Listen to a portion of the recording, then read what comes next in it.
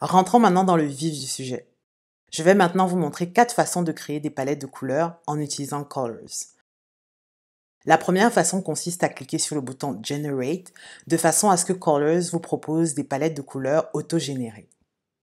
Ici, nous avons une palette de couleurs composée de gris et de vert. Si vous souhaitez explorer d'autres palettes de couleurs auto-générées, tout ce que vous avez à faire, c'est cliquer sur la barre d'espace. Voilà. Encore une fois, et voilà. Toutes les palettes de couleurs proposées par Colors sont composées de 5 couleurs différentes. J'aime beaucoup cette palette de couleurs, donc je vais cliquer sur Save pour la sauvegarder.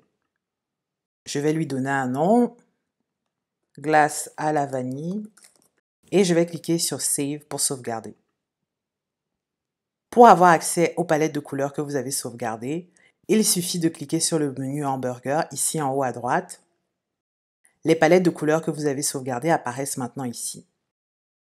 À partir de ce menu, vous pouvez cliquer sur le petit crayon pour changer le nom de la palette de couleurs ou bien ajouter des tags. Je ne vais pas le faire maintenant, donc je vais sortir. Ensuite de ça, à côté, vous avez un bouton Delete pour effacer cette palette de couleurs.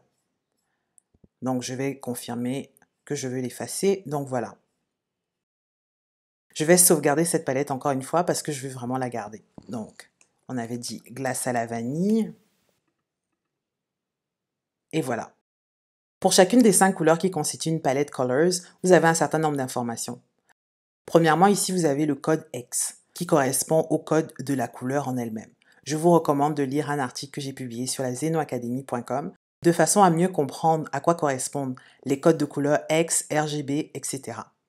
En bas, vous avez le nom de la couleur et ici, vous avez 4 icônes différentes. La première, à partir du bas, vous sert à verrouiller la couleur.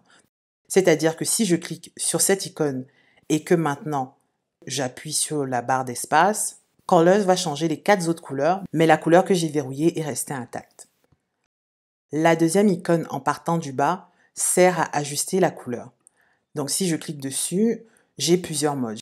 J'ai HSB, RGB, CMYK, PIC, SETS, etc.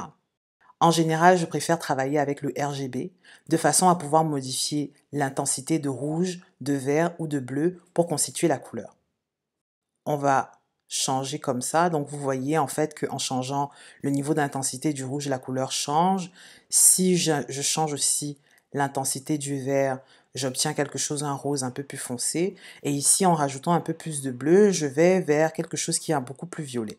Donc c'est une façon aussi de changer la couleur. Voilà.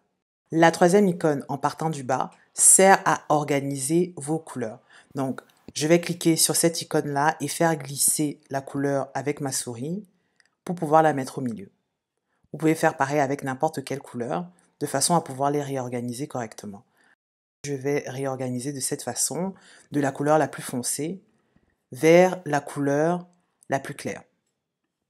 Je vais remettre mon rose foncé ici. Enfin, l'icône du haut vous permet de choisir pour une couleur des tonalités différentes. Donc si je clique dessus, voici la couleur que j'ai sélectionnée. Donc vous voyez le petit point ici. Vous pouvez sélectionner une teinte plus claire ou encore une teinte plus foncée. Je vais sélectionner celle-ci. Voilà.